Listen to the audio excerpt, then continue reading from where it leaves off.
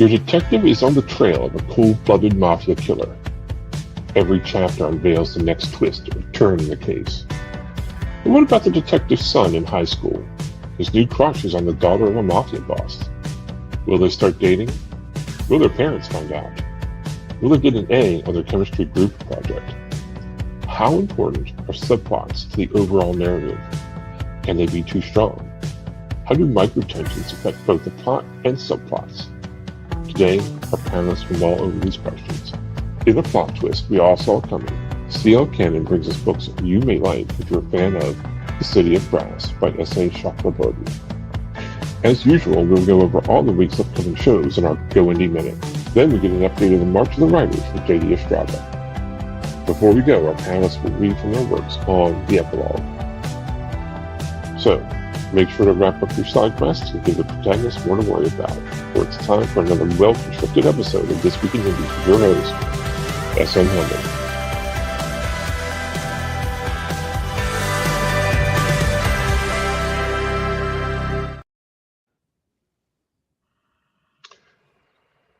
I swear to you, when I make the voiceover recordings, they sound perfectly fine to me. And then they kind of sounds like I was talking underwater.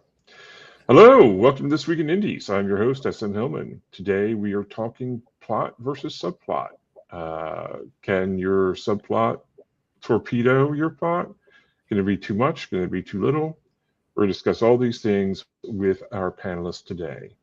But before I prattle on too much, let's go ahead and hear from our panelists and let them introduce themselves. Ben? Hi, folks. I am Ben Schenkman, urban fantasy author and audiobook narrator, and all of my books do contain both plots and subplots, with my latest release coming out March 30th that you'll see in all the pictures. So glad to be here. Awesome. Thank you for being here with us. Brad? Hey, everybody. I'm Brad Anderson, science fiction author. And I almost wonder I guess it is possible to write a book without a subplot, but subplots seem to feature a lot in my books, and I think they're kind of a common occurrence in a lot of books. Happy to talk about them. Excellent. Thanks for being here today. Lily? Hi, everyone. I am Lily Luchesi. I am a USA Today bestselling author. I am also an editor and co-founder of Partners in Crime Book Services, where I help authors figure out how to differentiate their plots, subplots, and make everything fit together. Happy to be here. Perfect. Thank you for being here. And Alfred. Hey, how's it going? I'm Alfred Miller, also urban fantasy author. My main series, The Water Crystal, is going to be completed this year, so I'm excited for that. And I'm excited to talk about plots and subplots. Awesome. And coming to us from outside, what's the temperature like where you're at? Yes. It's about 50-ish degrees, but it's nice and cool for me, so I'm enjoying it. I hear you. All right. Well, thank everybody for being here. Folks who are lurking in the comments, please like and subscribe, or if you're listening later. Vanessa's here with some hands, throwing some hands at us. A.F. Stewart saying hi. Hey. And saying hi to Anita. And looks like they're running a bit late. Yep, we were just having some technical difficulties, like you do. And then send a star. Let our host producers know how you appreciate what they do here. And you were fine. Yes, many people think I'm fine. That is true. All right. So plots and subplots. Let's talk a little bit about what they are first, quickly. Ben, if you lead us off, what constitutes you a subplot? Or what is a main plot, for that matter? Just switch it up at that last second. The main plot is what is the main arc of the story. So, for example, in my latest upcoming release, My Brother's Keeper, the main plot is around the very early introduced concept that Max, Jewish mystic in Private Eye, his brother is dead, and he dies under mysterious circumstances, and that becomes the mystery in this urban fantasy that needs to be solved. That's like the main plot. But then subplots are a lot of the smaller threads that happen for any number of different reasons, you know? some subplots are meant to be red herrings from the main plot. Is this an important detail or is it not? So some subplots are meant to obfuscate. Some subplots are meant to clarify. Some subplots are meant to just help develop our characters. Like the sample I'm going to be reading is talking about the main character's interactions with his nephew. So one of the subplots in my book is about the found family aspect and developing this new relationship that Max has with people that he doesn't actually really know that well. But yeah, I think for the most part, like subplots are always meant to enhance the story in some way without overpowering the main plot, which, as you mentioned, like, can it happen? It could happen. You could have a subplot that becomes strong enough that people wonder what happened to the main plot. I think that happens in a lot of books where, for example, if it's not a romance, but then the romance features so heavily in the book that people wonder whether it should have been a romance. So just some thoughts to start us off. Awesome. Thank you. Brad? Yep, just sort of building on what Ben says, but what Ben said, yeah, main plot, that's what the story is about. That's the main arc. I find subplots do, for me, I kind of work them in for a couple of reasons. One, probably the main one is sometimes you need like sometimes you need some character to do a little side quest to achieve something that you need later on with the main plot. So you got the main things are happening, and somewhere later on you need something to happen. So for example, in my story, Ashme's Song, the main plot is about sort of a civil war breaking down in within the country. And one of the subplots is one of the brother of the main character has special needs. But he gets separated from the main character, and there's a little subplot that kind of follows how he gets manipulated and tricked into like basically putting a bomb by an important building, and which becomes important later on in the plot. So yeah, sometimes I'll use subplots because I need somebody to do something a little later on in the story. So you kind of build that little side story that leads to that. And then also it gives an opportunity for more fleshed out character development from the main character, as well as some of the other side characters as well. So you can kind of explore some character development. You can explore some different faces of the themes that you're trying to explore. So it's, yeah, kind of, for me, subplots achieve those various things. Just allows you to sort of move the story on in different ways and allows you to explore the themes and characters from different angles. Right. Excellent. Lily? Yeah, I mean, absolutely all of what they said, like with The Coven Princess, which is the book that's up next to me, and we go, full on. The main plot is very, very straightforward. Harley is a witch. She doesn't realize that she has a magical community. It gets discovered. She goes there, and the moment she gets to school, murders start happening. So that is her main plot. But I mean, she's a teenager at basically a magical school. There's going to be other things that go on. And one of the main subplots, and this is also a 5-book series, what I did is I took 2 of the subplots, one of them actually being dealing with 2 of her classmates and their constant bickering. That actually becomes a huge part of the main plot in book 2. So I took the subplots that I had and I built and built and built. The other big subplot in The Coven Princess is she discovers that one of her parents is not dead, like she's believed for 14 years. So that becomes the search for that parent. You do get a resolution in The Coven Princess, but that subplot for book 1 turns into main plot fodder for book 4 and book 5. If she had not found her one parent, those books would not exist. So I think a good purpose for subplots, if you're writing a series, is if those subplots are big enough, you can make them future main plots. And everything just flows along very evenly like water. Right. From the editor's point of view, what do you tell your writers about subplots? Or what's a piece of advice that you give them? Subplots this is going to be a little controversial because other editors might disagree with me. Not every single subplot needs to last the whole book, and not every single subplot needs to be a big thing, but every subplot should get the reader to know the character more. Sometimes in a main plot, like the characters go, go, go, go, go, you don't get to know them. But through a subplot, you get to know them a little bit more. So I think every subplot should let the reader get to know the character, like them, or see another side of them that the main plot would not allow. And again, a subplot does not have to last the whole book. It could just be a little side quest that happens in 1 or 2 chapters that just opens up your world and your character's world more to the reader. Gotcha. Alfred?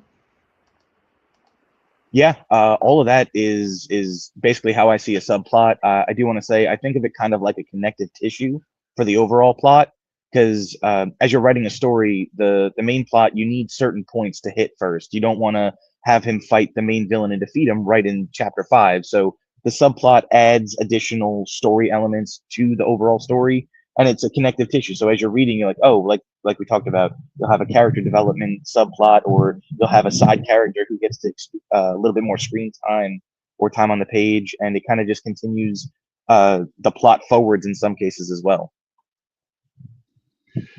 Do you think it's possible, and this question will be for everyone, to think of subplots in terms of single book versus series? Because a lot of us here are either write in a series or plan to write in a series, and series-long subplots, like Lily was saying, can be very informative for the reader. But do they all necessarily have to have quick, easy resolutions in that regard? No, I think even for interest for the reader, you can leave some subplots open, keep the reader entertained. Because, like Lily was saying, multiple books having that subplot, and then the subplot growing per subsequent book and becoming a main plot. In my main series, one of the subplots are my main character's bullies. They're annoying to him. They feed off of his fears, and really make it more real for me writing it. Making my main character Anthony feel real, because he's got these 2 kids who just will not leave him alone. He can't do anything right. And similar to Lily, they eventually become more of an important side character later on in the books. And there is no resolution in book 1 necessarily. And bullies are complex. So you can't just, outside of just arresting or beating them up or something like that, there's still resolution that could follow. So yeah, I think subplots, you can leave them open-ended. You can tie them up in one book. You can just base them off one chapter and have that be a side plot. But they're versatile in that use. Okay, thank you. Lily, we'll come back to you. Same thing, so you were just talking about the subplots that turned into main plots.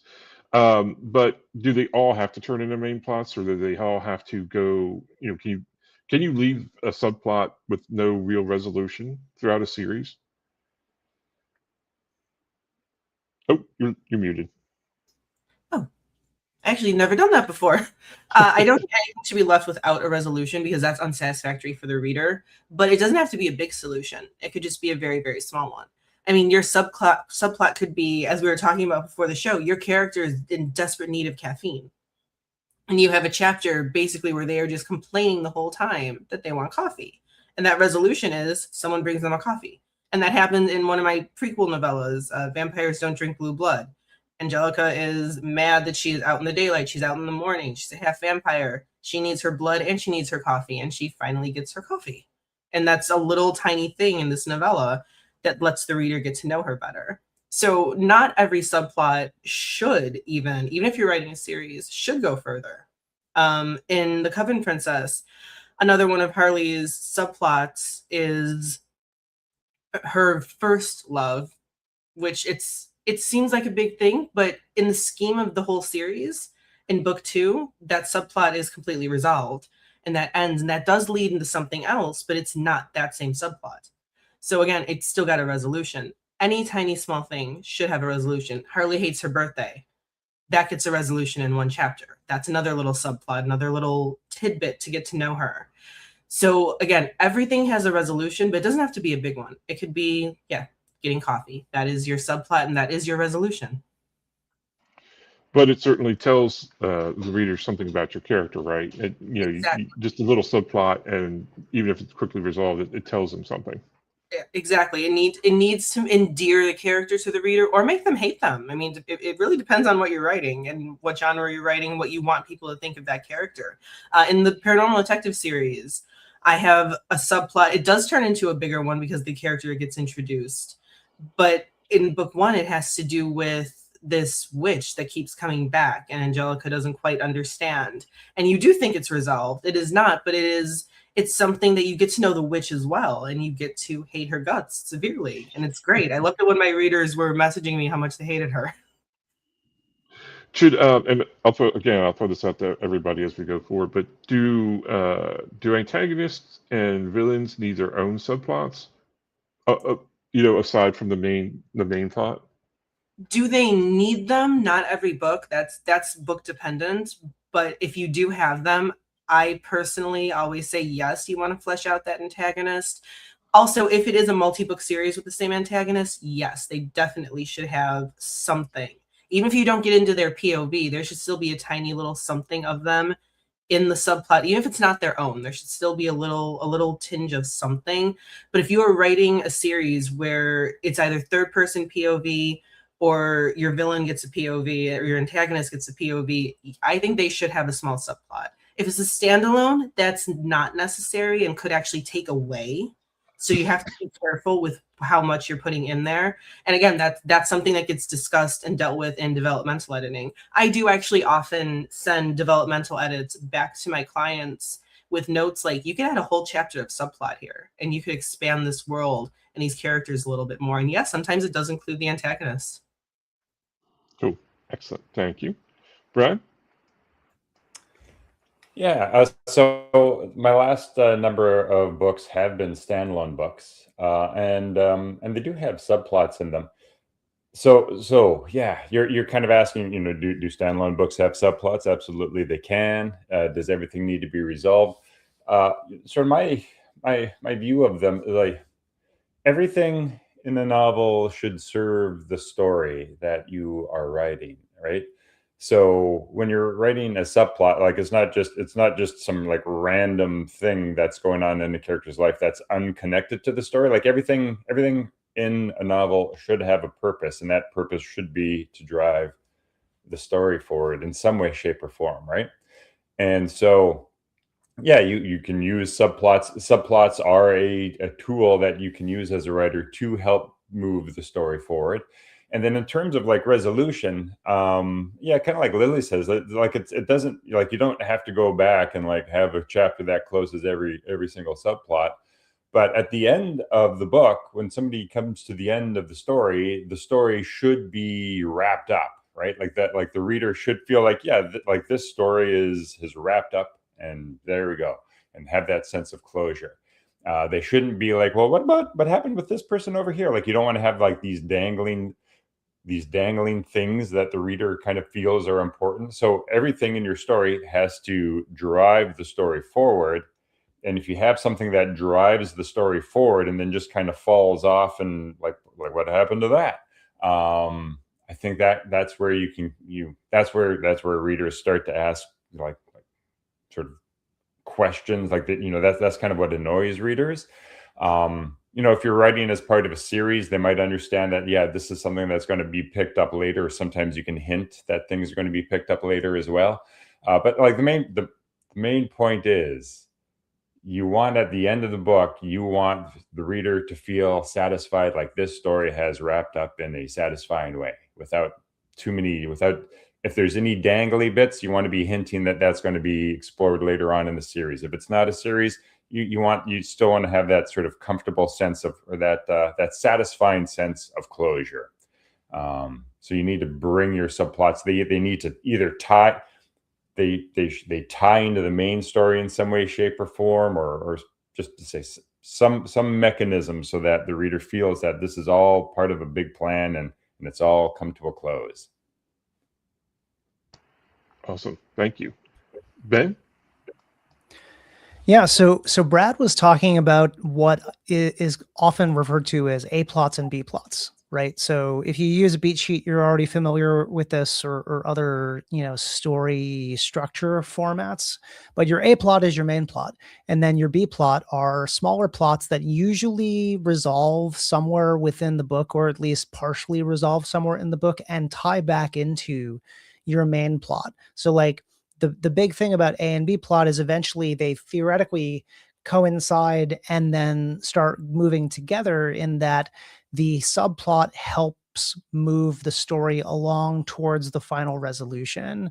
So I don't think all subplots need to resolve, but I think they need to have enough resolution that it's satisfying to the reader, ties into the main plot.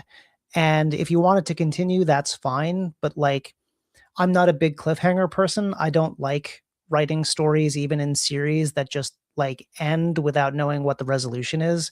So my subplots tend to wrap up within my main plots, and then anything that happens next is building on top of those.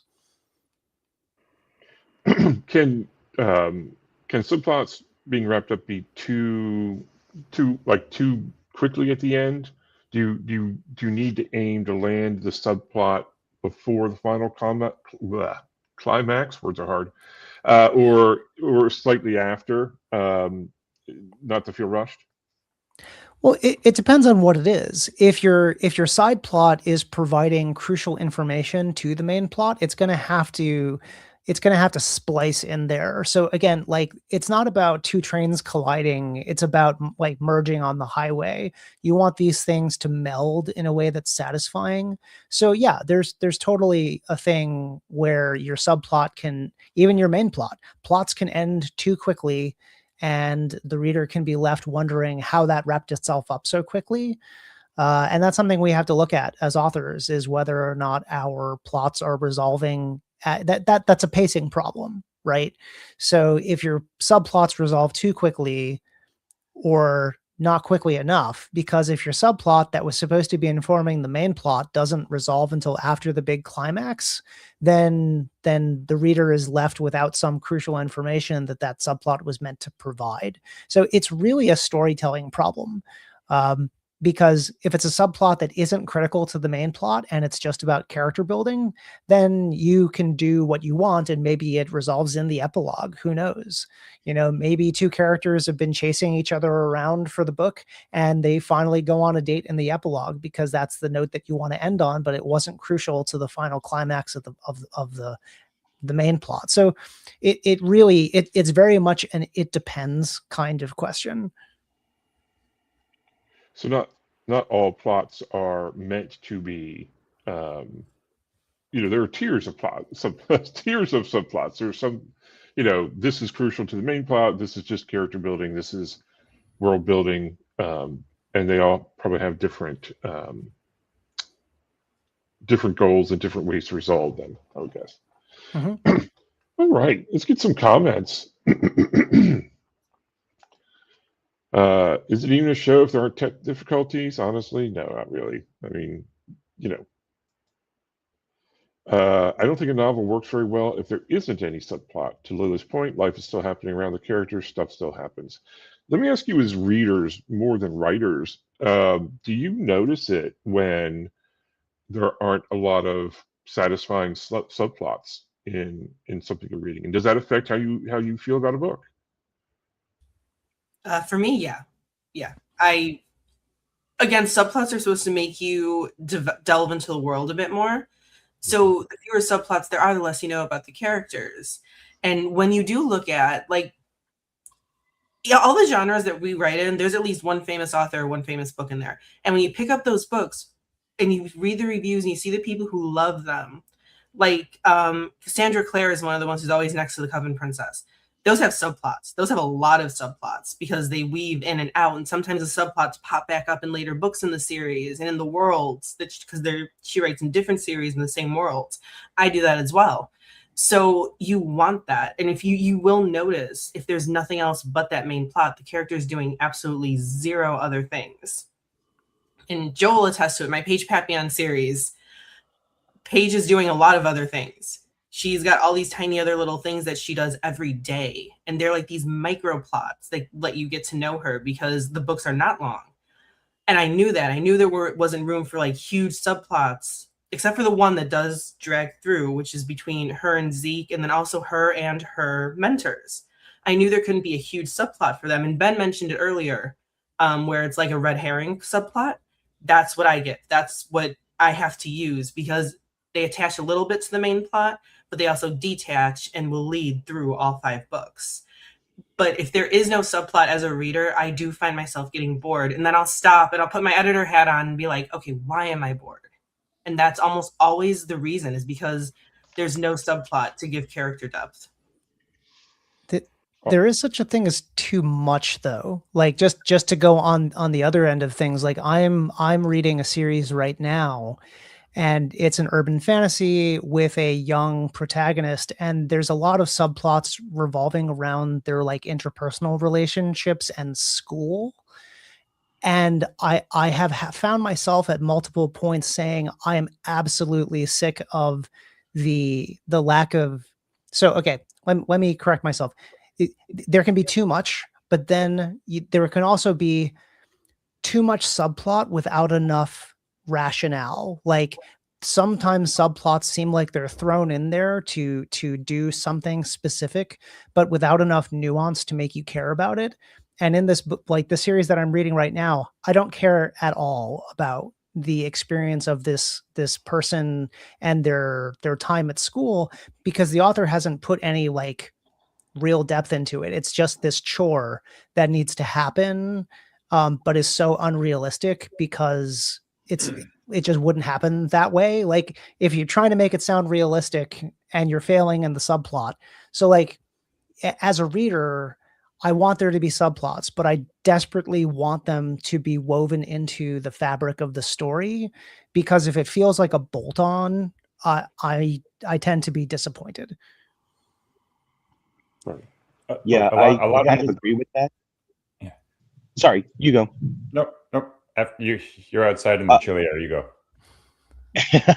I was going to say I agree with that, Ben. I find more along the lines of if a subplot doesn't add to the story or doesn't meet its interesting points, or it just doesn't fit or isn't done well, then I have more of an issue with the story than if the subplot just isn't there. Because I might look over that and like you said earlier, pacing might be more of the factor there.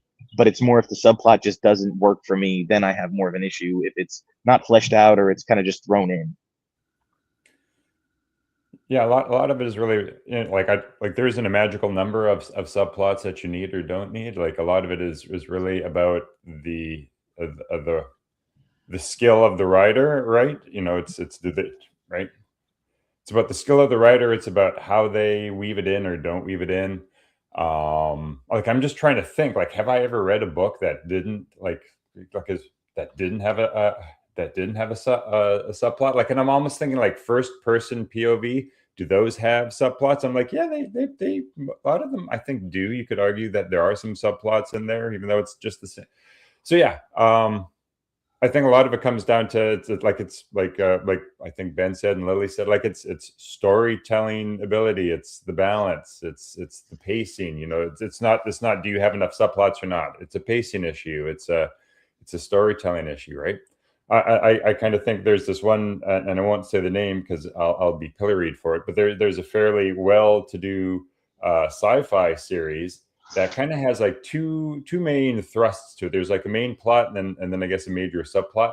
And I can't stand the subplot because the main plot is so interesting. I'm like, this main plot is so fascinating. And then whenever there's a chapter, I know we've probably all had that experience when there's the chapter of plot B, you're like, screw this. You just want to jump to the end of the chapter so you can get back to the cool part again. So yeah, and you know, it's wrong to have the subplot. That's a writing issue. That's the storytelling issue. There's there's no magic number. It's just the style of how you incorporate it or fail to incorporate it. And that's what editors like Lily will tell you.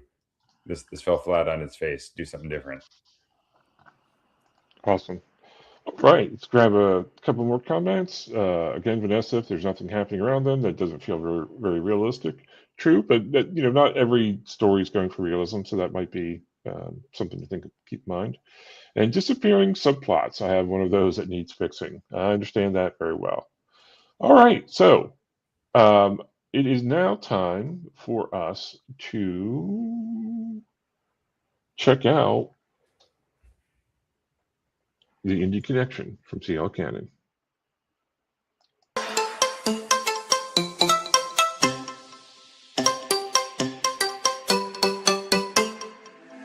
Hey guys, C.O. Cannon here from Fiction Atlas Press, bringing you another Indie Connection.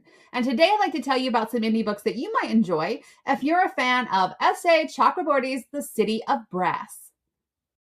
The first book I have for you is called A Wish So Dark by Z.R. Abadati. They call her the Ifrit. For years, gang lord Rima has slaved away in the marble mines of Sandspire, consumed by a single desire, to see the slave master who killed her sister suffer. But Rima knows something the slave master does not. Deep in the shadowy depths of the mines lies a djinn, imprisoned and waiting to grant her one wish, her chance at revenge if she frees him from his black prison. When a mysterious, handsome noble, blinded by a steel band, joins her gang, Rima's carefully laid plans are threatened by both him and the undeniable attraction growing between them. Bound by opposing desires and a wish that could extinguish the spark between them, Rima uncovers a secret that could destroy everything. The noble that she's falling for is none other than Alaric Damaris, the slave master's son. And the second book I have for you is called Throne of Sand by Helena Rookwood and Elm Vince. A princess with a secret, a genie without a past, a love that could save a kingdom. Zeddy knows she's nothing like your typical princess. She spends her days reading, writing, and sneaking out of the palace. But between her beautiful elder sister, who's betrothed to a powerful sultan, and her younger brother, who's heir to the throne, nobody seems to care what she gets up to. Until now, that is. When Zadie helps her sister abandon her engagement to marry for love, it falls to her to play the part of the perfect princess in her place, traveling to the neighboring kingdom of Astaran with the handsome, arrogant sultan she is to marry. But no sooner has she left her home, Zadie faces a whole new set of troubles.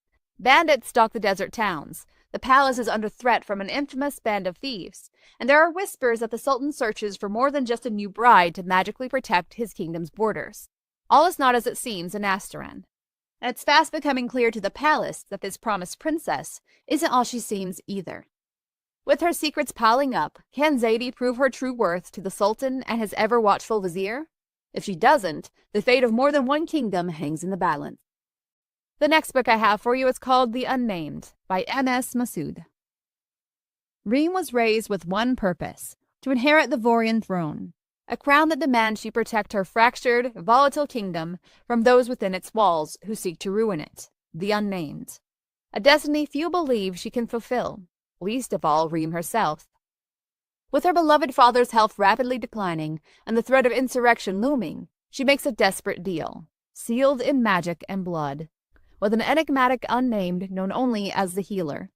But when he finally comes to collect his due, the prize he demands not only has the power to destroy her, but everything she thought she knew about honor, justice, and love. And the last book I have for you is called The Blood Lottery by K.N. Lee. Survive the lottery, defy the elves, unleash the dark. In the elven-ruled world of Varuth, humans are nothing more than slaves, fodder for the mines, workers on the wall, and sacrifices for the dreaded blood lottery. Chosen by the ruling sun elves, those who enter the lottery are never seen again. Ava refuses to be next. Born in the slums and destined for servitude, she craves freedom more than anything. But when an ancient nearly kills her, forbidden power stirs within, and escape becomes more than a dream. It becomes her destiny. Pursued by elven royals and shadowed by a force known only as the Dark, Ava must choose. Submit to the elves' rule, or risk everything for the truth beyond the wall. Her only hope lies with Kem, a rogue rebel leader with secrets of his own. But the path he offers comes with danger, magic, and a prophecy that could ignite war. Okay, that's all for me this week. I'll see you next week on the Indie Connection. Bye!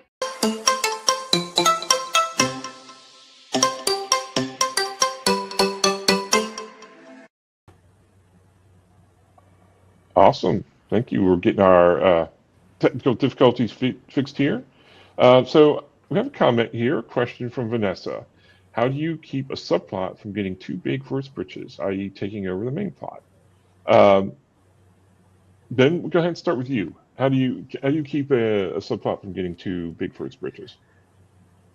Sure. I think, one way to do it is, this is probably the toughest question for people who are like pure pantsers. So if all you do is write by the seat of your pants, then you're going to have more of a challenge wrangling plots and subplots, because if you don't even outline, it might be harder to keep an eye on those things. Even for pantsers, I really recommend beat sheets, because it's about making sure you understand what the main plot beats are that you're trying to hit, and keeping a relative word count associated with that, just so you know if you're like in the right ballpark. And so that helps by keeping you on theme. So the other piece of that, mentioning the theme itself, is every book should have a theme. What is the main theme of this book? The main theme of this book is forgiveness. I'm working on a subplot that has to do with something other than the main theme of the book, though it ties in. So you have to check in with yourself regularly as you're writing, to say like, okay, where am I? Am I on theme? Am I getting outside of what it is that is the story that I'm trying to tell with this book? And then if you use, again, something even as simple as a basic beat sheet, you're going to be able to keep an eye on whether the subplots are suddenly growing legs and walking all over your main plot. So I think if it's a concern to keep your subplots in check, you may have to go outside of your comfort in ambiguity if you're not used to using any kind of planning. I used to call myself a pantser, but I'm an outliner and beat sheeter. So whatever that makes me, it just helps keep me on track for the story I'm trying to tell. Gotcha. Well, I'm going to jump down to Jordan, who's joined us. Jordan, talk about plots and subplots, but introduce yourself first, and then how do you keep subplots from getting too big for its britches? As a self-described pantser, I run from the opposite problem. I have this expanded world building I want to illustrate that this universe is lived in, and I need to sprinkle in and segue inappropriately sometimes. Granted, most of my books are very inappropriate anyway. So keeping my subplot is more like a bulldozer for me, where I have to take time to flesh out the world and take a moment to explore certain. I'm trying not to give away spoilers because I want to use specific examples. I want to explore different topics and relationships that aren't necessarily on the main plot. Gotcha. Awesome. Does that make sense? That makes sense. It does. And tell people, introduce yourself to our viewers. I'm Jordan Gray, the author of The Infinite Night. The cover here is book 1, The Happy Marauder, and 2 and 3 are on their way. Well, 2's out, 3's on its way. Awesome. Excellent. Thanks for joining us today. Alfred, what about you? Talking about how you keep your subplots from getting too big for their britches. In the editing process. My goal when I start a first draft is just get the basic story down, and then once I'm going through on a second draft, that's when I kind of make sure that my subplots aren't too big. And like Bennett said, and Jordan, I'm a pantser, so I don't have an outline necessarily. I have an idea of where things go. So once I have the story written, then I see where actual subplots could actually be more of a main plot, and where some main plots are better off as subplots, and then I tweak it in that process to make sure that the story flows better. Gotcha. Lily? The first thing, especially if you're doing a standalone, if your subplot overtakes your main plot, there are 2 things that can happen. Number 1, it means your main plot was just too weak and your subplot was that strong. So as long as your subplot keeps it in the same genre, you can actually begin to build on that, go back during your developmental edits, and you can build and then restructure the rest of the book. And oh, surprise, this is your plot twist. Your subplot is now your main plot. Your main plot is now the subplot. It's not easy to do. And as someone, I'm somewhere in the middle of Outliner and Pantser. My stories just come to me. My characters talk me through my stories. They're in my mind. They're in my soul. And they're just telling me these things as they happen. I have never had in the same book a subplot takeover, but I've had that happen to clients.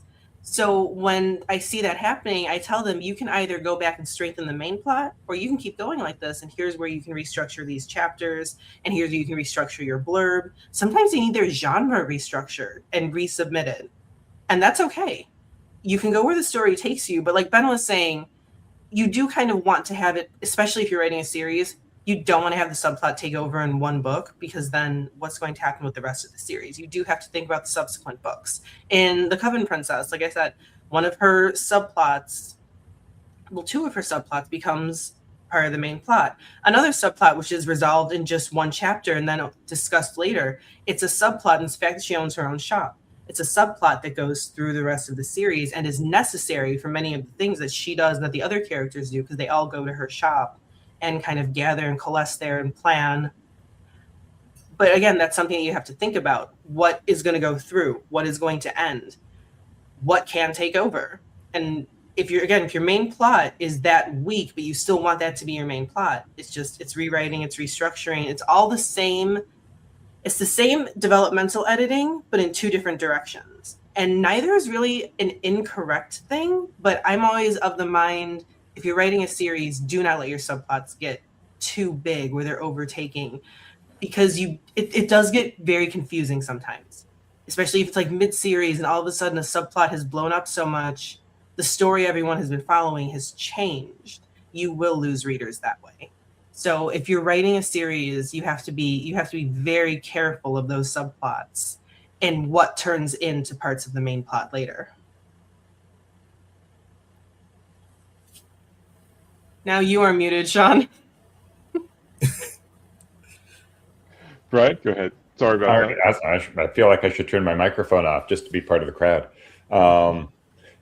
So this is how I approach it, and it kind of plays off what Alfred and Lily said. Alfred sort of summed it up. It happens in the editing process. How do you keep your subplots from getting too big? It happens, kind of happens in the editing process. Like Ben, absolutely. Like I'm a loose outliner. Like I'm a little bit more toward. Yeah, I don't know. I'm not like a hard-nosed, super organized, but I have the outline. I have sort of the beats that I want to hit in there.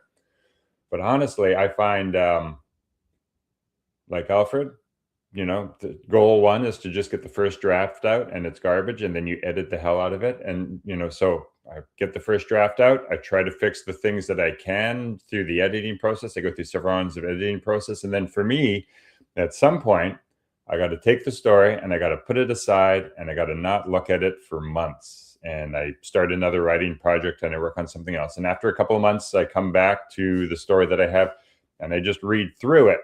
And that's where I start to see like the pacing problems. That's where I start to see the I didn't really set this up enough, or this, this is where there's a sort of some gaps. And for me, it's that like I have to, when you're in it and that's all you're living and breathing is the story, you're too close. You don't see the things. So for me, I find I need to get distance from the story, put it away for a little bit, stop thinking about it for a couple of months, come back, read it with fresh eyes.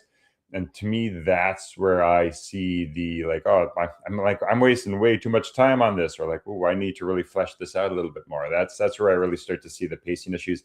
And then at some point, I find for me, you got to give it to somebody else, an editor, a beta reader, or whatever. Somebody else has to read it besides you. Get out of your head and read it from like an outside perspective, and then see what feedback they give you. And they'll also tell you if things, if it's too much or not enough and stuff like that. And they'll tell you where those holes are. So get space from it. Read it yourself. You'll see a bunch of things, and then at some point give it to somebody else, and they'll see the rest of the things that hopefully they'll see the rest of the things that you don't see. Have we mentioned shelving overgrown subplots? Not specifically that terminology, I don't think. Oh, because I just made it up. We're allowed to do that, right? Yeah, absolutely. But one of the things we're talking about is overgrown subplots, which I have a few of them that are now on the back burner because I want to tell those stories and they're strong enough to be told by themselves. So they're getting a separate book if I ever get around to it versus my main storyline. Right. So, Because there's a story to be told there. Yeah, we did mention a little bit. Lily mentioned early, having subplots that turn into main plots to own books later down the line in a series for sure. And I've also had a subplot. The Paranormal Detective series, books 1 through 5, had a subplot where Danny and Angelica, the two main characters, are sort of dancing around each other. And by the time book 5 hits, that subplot hits the peak heat level, and there's nowhere else for it to go. It's at where it needs to be. So that subplot is basically dropped, but it's resolved. It's resolved, resolved in the next 3 books. But yeah, I did have to drop that one. It finally grew to the point where, like, okay, you're done. You are too big now. I need to resolve you, because if it goes on for 3 more books, readers are going to get bored with it. Right. Yeah. Right. Yep. Okay. Cool. So last thing, we'll talk a little bit about microtensions. It came up in a discussion last week on a different forum. But microtensions being those small bits of tension that we write into a scene here or there that propel things forward. But when does a microtension become a subplot? When does a moment, Terry, whatever, turn into a subplot? For you as a writer, when does that process happen? I guess it basically meaning discovering that you have a subplot you didn't know was a subplot. I think, and I'm just going to jump in. I think that sometimes you'll find the interpersonal connections that you're creating between characters. So just thinking about it, a microtension might include a sudden introduction of doubt. You might have 2 characters interacting, and then suddenly one character is doubtful of something that's happening with the other, and that microtension could become a subplot of, is this a lie? Is this a red herring? Is this an unforeseen element? And I would say there's a lot of undercurrents of tension in my latest book, My Brother's Keeper, where those tensions carry throughout the book as questions for the reader where they're wondering whether this is part of the plot or whether this is something that isn't. So I think a lot of times we'll find ourselves writing, and I realize I'm speaking for the royal we, but like we find ourselves writing, and then just a sudden interaction becomes so much more meaningful in a subtextual level, and then that carries through part of the book. Yeah. Anybody? Just jump right in. Yep. I feel like again it kind of comes down to writing style or writing skill. Like if something's so readers, the old Deus ex machina, where just like some random event kind of comes out of nowhere and saves the day or something like that. Like readers don't like that. That's not very satisfying. And so when you're and same, I think the same thing with tensions and things like so. So if a micro tension, so on the one hand, if a micro tension is significant enough that it kind of needs to maybe have some background to get the reader to the point where they're like, yeah, this is genuine, this feels organic, then maybe you need to go back and that becomes a bit more of a subplot so that you can kind of set up this one micro tension that happens.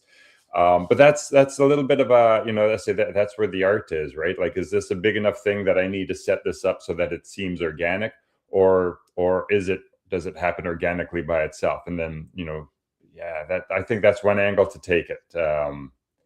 You don't want just like this weird bomb gets dropped out of nowhere and you're like, what? Like, where did that come from? You don't want readers to kind of have that. Things need to feel organic, and say there's no right way to do it. That's where the magic happens. Yes, exactly. Again, the Coven Princess, I have a microtension that goes through. And one of the things about Harley, she's a very bullied teenager. So she winds up being bullied at the human school and at the magical school. And initially, her bully at the magical school, Alicia, was only supposed to be there to show that Harley's an outcast anywhere she goes, even in a place where she's supposed to be welcome. And eventually that micro tension grows into a little bit more of a subplot towards the second half of the book with things that Harley needs to do. Unfortunately, some of the scenes, there were even more of them. Those wound up getting cut. Again, when the subplot gets too big, you put it on the cutting room floor sometimes. And then Alicia actually becomes part of the main plot in book 2. She's another one. And all it started with was this tiny microaggression, but it naturally grew. And it grew in a way that is believable. Like Brad was saying, sometimes it doesn't seem natural, certain microtensions, to blow them up to such a proportion. But when it does seem natural, even if you do have an outline, because most of my clients are outliners, and I always tell them, if you have that outline, but something's growing, run with it. Don't stick to that rigid outline, because the art in your characters are telling you something you didn't know at the start. Listen to them. And yes, it could just be the tiniest little tertiary character who was supposed to have a couple bitchy throwaway lines. And all of a sudden, all of a sudden he turned into the antagonist. You don't know. Follow the microaggressions and see where they lead you. Yeah, like Brad was saying, they grow organically, because I want a lived-in universe. So every interaction, even with like the shopkeeper when you need new shoes or something, it's a roll of the dice. How did this interaction go? Was it just, oh, I got the stuff and left? Or was this dude super weird for no reason, just to make it an odd day, and less of, oh, I bought my stuff and left, versus, okay, can we talk about this? What just happened? Gotcha. Yeah, I find when you're in the editing process for me, and just something isn't fitting right, something you try and squeeze a resolution to a conflict in the story, and you're like, that doesn't fit, but you have something from an earlier chapter that you're like, wait a minute, or even earlier in that chapter, and like, this seems to be better. This, I didn't think anything of it at the time, but now this is that piece that I actually thought about subconsciously, and then you put that in, and then the micro tension explodes into a subplot at that point. Gotcha. Awesome. Well, I want to thank everybody for being here this week, as always, and talking about the subject. Let's go ahead and hear from friend of the show, JD Estrada, on more March of the Writers for this week. Greetings, fellow humans. Always nice to be part of This Week in Indies, and always time to go indie now. We're going to be discussing the topics for week 3 of March of the Writers. Week 3, time flies. So let's just dive right in. So day 15, Sunday, what readers say about you. So oftentimes we're like, woe is me. We are existentially, we are creatures that are in an existential crisis. And it's good to see what readers say about you, the good too.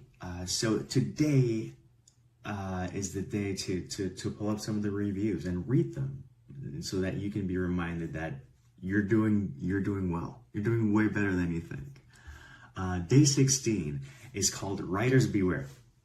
Scams abound, and the good thing about the writing community is that we stick together and we keep an eye on each other. This is a recurring theme throughout the years, just because scams evolve and we have to be wary. And Lord, we got some thoughts about scams that are present in 2026. So this is the day to share about that, so that writers can beware and stay safe from all of this. Another recurring topic would be for day 17, which is Healthfully Yours. What are some healthy mental, writing, physical habits that you've adopted throughout the years that have helped you a lot and could help other people?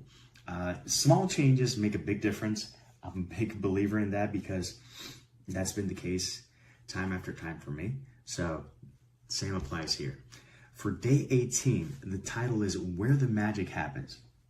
So unless you're like me and you have an absolute disaster on your writing desk today, and I'll try to clean that up for this week, the idea is to show where you get your write on. If you write outdoors or in a coffee shop or something, just share with people where you write, so that people can realize that, hey, maybe you need a little space where you do the writing, and maybe you just need to get your write on.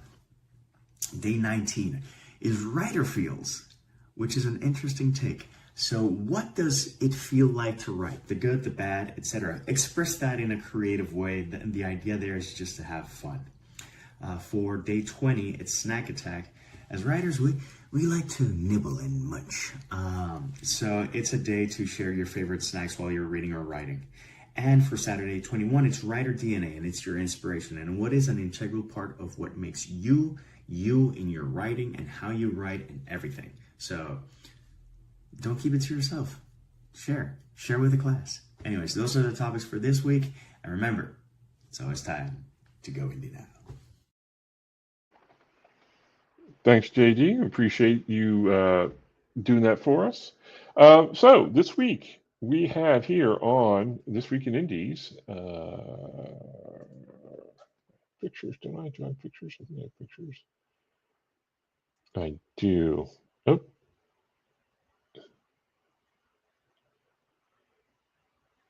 There we go. All right. I have pictures. I'll put them up. On Monday, live, all times are Eastern time. Eastern date time now, I guess. Congratulations to us. Live at 7 p.m., we have 21 Grams as Joe Compton sits down with SG Tosh. SG is another friend of the show. Fantastical Villainy. There we go. Yep. And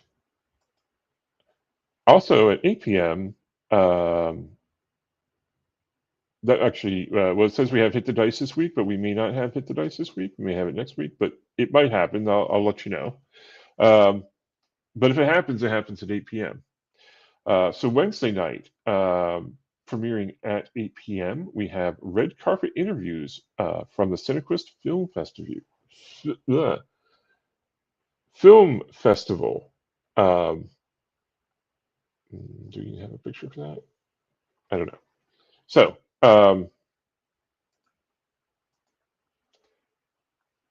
Saturday, we have premiering at 7 p.m. We are saving a seat for you at the Indie Movies as Brian Tan and Joe Compton review 3 new indie film releases and one recommendation from indie filmmaker Greg Porper of Don't Tell Larry. And then Sunday at noon, next week, we have This Week in Indies. The host, Joe Compton, as he leads a roundtable discussion of writing fiction without a hint of romance. Which you might is always surprising why I'm not doing that one, but you know, Joe and I trade off every other week. So, all right, we're going to go ahead and do our epilogues. Who wants to start? I'm always happy to read. All right, sounds good. Ben, let me go ahead and highlight you. Sure. This keeper's up here. Yeah, this will be an excerpt from My Brother's Keeper. This is after Max has had to take his nephew with him to go visit someone he's trying to interview and has bribed him for good behavior before you know, getting out of that situation. Uncle Max, Jacob whined, you said you'd get me cocoa and a donut. And I'm going to keep a timer to keep myself honest. I did promise that, didn't I? He was right. And on top of that, I didn't know if bringing Jacob to the bazaar was a bad idea or the worst idea. I had to do something with him for another hour at least until I could drop him off with Gabby. Can we go to the place on Chapel Street? You're going to have to be more specific. The one with the little cakes. That was not more specific, but a search on my phone found a cafe on Chapel matching Jacob's description. We parked and made our way inside Pistachio Cafe. Jacob ran a beeline for the glass case filled with small confections. I still felt bad using Saul's credit cards, but Gabby had given me permission, and since it was for buying his son a treat, I figured it was the least his soul had to worry about. My steps faltered with the recent memory. Dave's news about Saul's death stabbed me in the heart, but I couldn't let it show in front of the kid. I put our order in, and 5 minutes later we sat at a table for 2 with a steaming mug of chocolate and a small cake on a plate in front of Jacob. The sugar content in the cafe made my teeth ache just being in proximity, but the smile on his face lit a warm glow inside me. I had never considered having a family. Being a private investigator could be a lonely existence, mostly living in and around people's most painful moments. No one hired a private investigator to unearth their spouse's hidden Hanukkah presents, more like a litany of misery. Infidelity, financial abuse, physical abuse, child abuse. So much of it revolved around money, even when it didn't seem to. The idea of sharing that life with another human being hurt, and the thought of compartmentalizing all of it away from a partner made my head ache. "What's it like being a detective?" Jacob asked innocently. A sweet mustache coated his lips, the cake in front of him having a comical impression of his teeth in a perfect cartoon bite. "Private eye," I corrected him. "What's the difference?" "We actually get things done." I laughed at my own joke, but his eyes only held confusion. It had gone over his head, which made sense when I reminded myself he was 8. "I don't work for the police. They're detectives. I'm a private investigator." "You solve crimes, right?" "I'm trying, kid." He shrugged, taking another bite of cake and talking through audible smacks. "It still sounds the same to me." Jacob had a point, and it wasn't worth the effort to explain the nuances of my profession to him. "It uses a lot of interchangeable skills, sure." "Like what?" I glanced around the room. "Look to your right." He listened, and I waited about 5 seconds. "Now back at me. Tell me what you saw." A man and a woman talking?" I nodded appreciatively. "Good start. Now, what are they wearing?" He turned his head to look again, but I snapped a finger in front of him, drawing his attention back to me. "No cheating." That's it for now. Awesome. Thank you so much for sharing that. Who is next? I'll go. Okay, that's fine. Let me get you up on the screen. And I did read this to myself last night and timed it, so I hope I have the exact same timing. This is in the beginning of The Coven Princess, where Harley is school shopping and she runs into one of her teachers that she has never met yet in the magical world. With 2 more tomes in her hands, she investigated the wall of beautifully crafted beakers and flasks. Everything was lovely, different colors, blown glass, metalwork, stunningly designed. While she browsed, another customer came in and went behind her to the counter. "Where is Miss Piper?" the customer asked in a deep, low, and nearly deadly tone. She's on summer holiday in France. What seems to be the issue?" the shop worker asked nervously. "The issue is that one packet of the worksheets she sent for next week's schooling has 3 glaring errors, and that is only after a cursory glance. I can only imagine what atrocities I'd find if I tried harder," the customer said. Harley had to turn and see what was going on, curiosity getting the better of her. The man doing the complaining was tall and thin. He had long, inky black hair, pulled back with a black silk ribbon, and wore a long black cloak Harley immediately coveted. He had a thin goatee, and he was as pale as she was, and if it wasn't daytime, she would have thought he was a vampire. "I don't see any problem, sir," the shopkeep said, reading the paper in front of him. Harley inched her way over to try and see the paper in question. The customer was pointing to a potion question, asking how much ginger root should be in a curative concoction. While she had no idea what the concoction was, a quick glance showed her that the ginger root amount given was incorrect. "Excuse me, sorry to intrude," she began, causing both men to look at her in surprise. "I saw the sheet, and I must agree. With that amount of ginger root on such a high heat, the potion would surely become volatile and explode." The tall man looked down at her, his shocked and slightly harsh expression softening. "Very good, little girl. I am afraid I don't know you," the man said. "My name is Harley Torrance, sir, and I'm new to the coven." His lips quirked a little. "Oh, you're the brilliant child Franklin was talking about. Pleasure to meet you, Miss Torrance. I'm Salem Sinclair, volunteer educator and coven elder at Inverness Castle." So, this was the fearsome and cruel Mr. Sinclair? Harley thought she understood why the kids didn't like him. That sarcastic inflection on brilliant child would have upset anyone with thinner skin than her. "I've heard a lot about you," Harley said.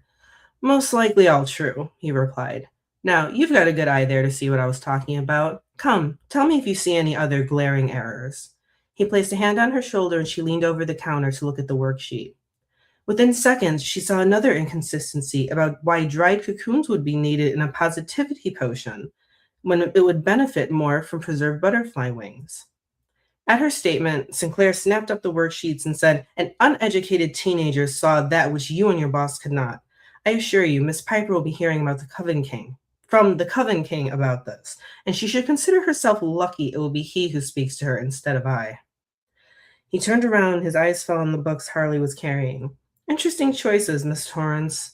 Franklin told me you were interested in innovative brews.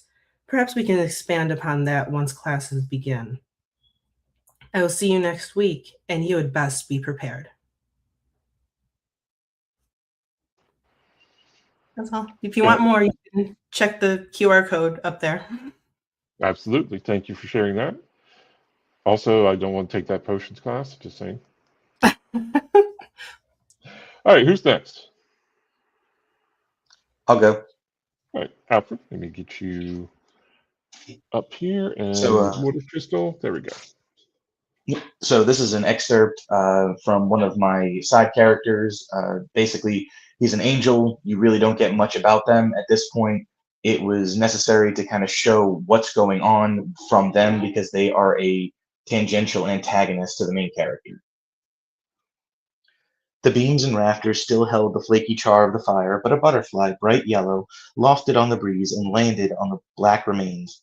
A brown squirrel holding an acorn clambered up one of the beams, hopped up onto the remaining wood frame of the wall to the room, and then leapt to a tree branch. Its once springy green leaves now decaying, withered and brown. "How long are you going to watch me?" Gabriel asked. Michael stepped up next to Gabriel to gaze into the pond.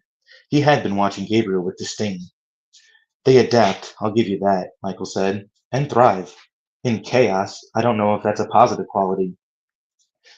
"This world almost makes me jealous," Gabriel thought as the second squirrel ran up the beam and snatched the acorn from the first. The two began a game of stealing the acorn before disappearing among the leaves. What it must be like in a world where change is a constant. Each day is different, and when bad things happen, the only option is to overcome and move on. They do more than that. Have you come to mock me in my search? A little. I suppose you have not succeeded yet? No. His hometown is tiny, yet I have searched every section, and there is nothing. Spending time with the mortals have shrunk your sight. No, stop, Gabriel protested as Michael pulled the looking pond's focus from Hackhaven to the whole of the earth. To an outsider, the confrontation would appear hostile, but Gabriel and Michael were actually the closest to Siath Zaldun. While the physical aspects of the conversation appeared violent, the sounds the two produced were light and relaxed. Angelic was as much sound as it was inflection. The call of the crow may be harsh, but the drown-out screech of an eagle could reflect the same desire with an air of authority. There, now look. I limited my scope of searching based on what I know about Anthony. Once you name it, you will not be able to get rid of it. Remember last time? Michael adopted a human expression of winking. It was meant to be a jab at Gabriel's infatuation with people. Instead, it came across as inept. Gabriel shook his head. Yes, I remember. This is different. How? Anthony is struggling with choices he wants to make. Wants to make amends. Maybe so. Come, we have wasted enough time. A council has been called. Gabriel knew a council was called, a chime sounding in all Siath and Zaldun ears at once to inform them of the meeting. Gabriel chose to ignore in favor of searching for Anthony. When he made no move to follow, Michael said, I told you, your scope is too small. Raphael has recovered and is waiting. Also, Raziel returned with news of the boy. Michael added the last almost as an afterthought. Gabriel tore his eyes away. Why didn't you start with that? I wanted to see how far your interest went. Now I know. For someone who fights for justice, you sure throw your duty away. Michael shrugged as if the comment held no weight. My duty is to other angels and our creation, not humanity. Now come. That's it. Excellent. Thank you so much for sharing that with us. No problem. Brad or Jordan? I'm ready. Okay. Go This ahead. is the intro to book 3. Fermi Station has not released yet, but I'm excited about it. You ever wake up and hope you're dead? I shouldn't joke about these things, but here we are. Mental health is important. I wouldn't have made it this far without Scout, the ship's psychologist, doing his thing with quiet patients. Anyway, there are detailed guidelines on how to transition from armor supplements to normal food. Fucking follow them. do not go out drinking with the scripty boys. This was turning into one of those mornings where you'd wander into traffic because getting run over by a ground car is preferable to fighting a hangover. I'll tell you what, the smell, that's a lesson to itself. It's a horrendous amalgamation of beer, bile, nachos, sugar, and shit. There's something special awful getting burned into my olfactory memory. Mixing drinks in a human tumbler is not the recommended method of concoction. I would have puked my liver out if there wasn't already down for the count. Hello, dehydration, my old friend. Make my hangover complete again. The headache made me want to open my skull and dump up my brain in a jar of aspirin. I should have just kept my eyes shut. Shanty's ass was way too close to my face. Fuck my life with a rusty pipe. One lobotomy, please. Electric white-hot pain shot down my back through my femurs, hiding everything below my knee behind a firewall of agony. I rolled, writhing in pain. Circuit breakers in my brain tripped as my chest seized shut, preventing me from screaming. I couldn't breathe. I searched for something, anything to stop the pain. I would have eaten a flechette had one been handy. Who the fuck are these assholes? There must have been 24 people piled in a communal shower in various states of undress, adding to the mess. The smell of burning flesh was added by a spidery medic bot lasering someone's face, closing a cut near their eyebrow before adding the skin sealant. And I'll stop there.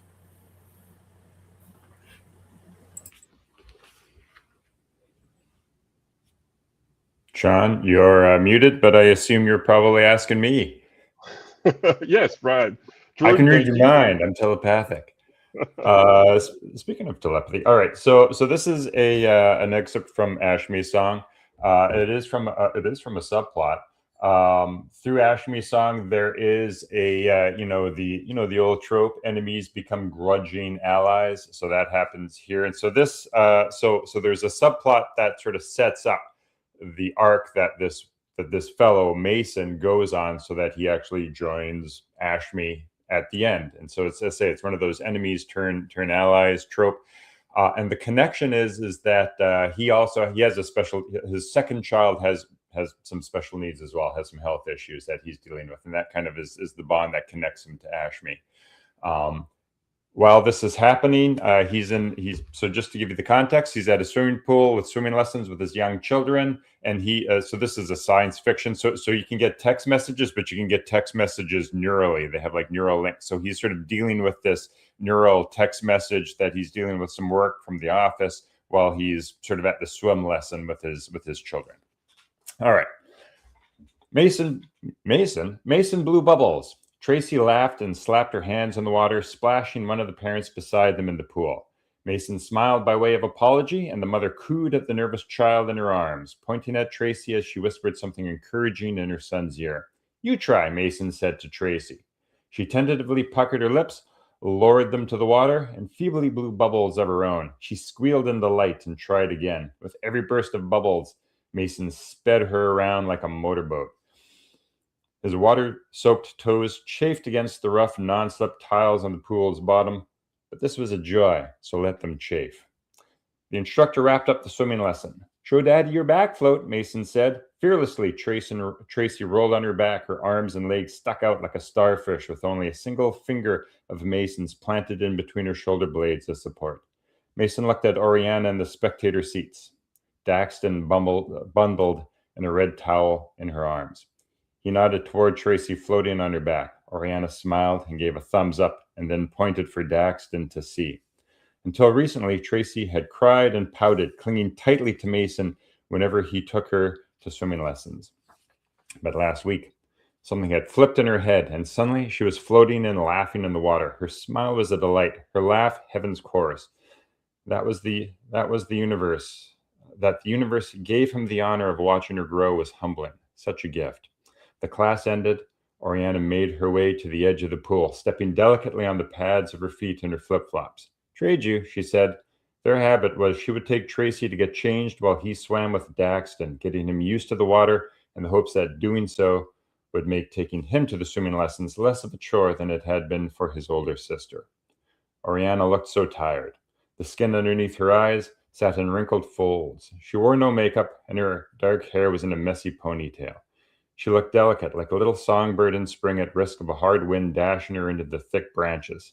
Daxton was sleeping poorly, his cries keeping both her and Mason awake, and Oriana had foolishly checked the news in the middle of the night, after which fear kept her from sleep.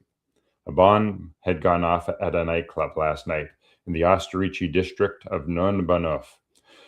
2 Osterici dead, dozens injured, and still the Director General planned to hand over the HAB on schedule. The handoff was beginning to feel more like an admission of defeat than a token of peace. The Kanu, the Mizos especially, they had no interest in peace. How many nightclubs did they have to bomb before the Director General saw that? Why should we give them everything we hold dear while they continue to attack? Oriana's smile was still warm and lovely, though, and her button-down shirt and capri pants gave her a youthful look. Mason hoisted Tracy out of the water while making the sound of a rocket launching. He took Daxton from Oriana's arms. His son squawked and pulled a frown of distress. To distract Daxton from his erupting displeasure, Mason held him high and spun him around with a wee. His son surrendered a burbling smile. Mason stood up tall, held Daxton in his arms, and walked around the shallow end of the pool, occasionally dripping Daxton's feet in the water, making a bloop sound as he did. The sound of children laughing and playing echoed off the cavernous roof. His son hung limp in his arms, like a rag doll. Every day, it seemed, his limpness became more severe. The first few months of Daxton's life had been wonderful. They had taught him simple sign language and had even gained some words, baba, dada. He had been rolling over and grasping toys. But over the last few months, all these skills had faded. His movements became jerky and uncoordinated. His babbling stopped, and then he lost the ability to sign. Mason had been given the gift of watching his son grow, and now he watched him dwindle like a figure receding in the distance. He held back his tears by softly humming a happy song to his song, hanging limp in his arms. There you go. Awesome. Thank you. Thank you so much for sharing that. All right, everyone. That was our epilogue, where our panelists read from their work, and hopefully you enjoy those. I know I do. Every weekend, I get to listen. I do enjoy those. All right. So I want to thank everyone who was watching, and I want to thank, obviously, my panelists. Jordan, let's start with you. Tell folks where they can find you on the internet. I have my own website, theinfinitenightbooks.com, then Amazon and Barnes & Noble. All right. Perfect. Thanks for being here with us today. Pleasure. Alfred? Yeah, so I'm on TikTok if you want to follow me there, Alfred Miller 922. But I'm also on Amazon. All of my books are on KU, and book 1 and 2 in the Water Crystal series is also on Audible. Excellent. Awesome. Thanks for being here with us this weekend. Thank you for having me. Lily? Thank you for having me once again. I am Lily Luchesi, and I am an author and editor. As I mentioned, if you are in need of editing services, you can go to the link down there and send me a message or book straight away, and we will get started on polishing your book, baby. And I also have the Coven Princess Special Edition releasing for its 8th anniversary, and it releases. The Kickstarter begins in just a few days. So go and follow it, and you will get bonus scenes, bonus art, the cutest little chibi stickers, everything that a YA fantasy lover loves without the transphobia. Awesome. Thank you so much. Thanks for being here with us this weekend. Brad? You bet, Sean. Thanks for having me here. It's always fun. You can find me on the internet. I got a website, bradanderson2000.com. I'm the 2000th Brad Anderson, apparently. So bradanderson2000.com. It'll tell you all about my books. It'll connect you to whatever social media of mine that you want to join with information on how to buy. You can also find me on Amazon as well. But bradanderson2000.com is kind of a one-stop shop for all the any way that you want to get connected with me. Perfect. Excellent. And last but not least, Ben. All right. Yeah, and thanks for having me. Always great to have these conversations. You can find me at benschenkman.com. You can find my ebooks on Amazon and paperbacks and hardcovers everywhere that you'd like to purchase them. Please consider, if you liked the sample, going and pre-ordering My Brother's Keeper, which is available March 30th. Trying to get those numbers up. And if you like seeing Jewish representation in your urban fantasy, because it's harder to find than you think, please go check it out. Ben, thank you so much. Thanks for sharing all that with us today. Get last couple comments. Apropos of nothing, but I'm reading the arc right now. Ben's from Vanessa and AF Stewart. Great show, AF. Thank you so much. You're very kind, and we appreciate you always being here. All right, everyone. Thank you for being here. Thank our panelists for being here. If you're watching on Memorex, please make sure that you like and subscribe.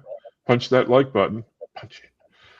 And leave a comment, because we love responding to comments. So the more that you comment, the more work you make for Joe and I, which we appreciate. So I want everyone to have a great Sunday and a great rest of the week, and go out and buy some indie books, because it's always time to go indie now.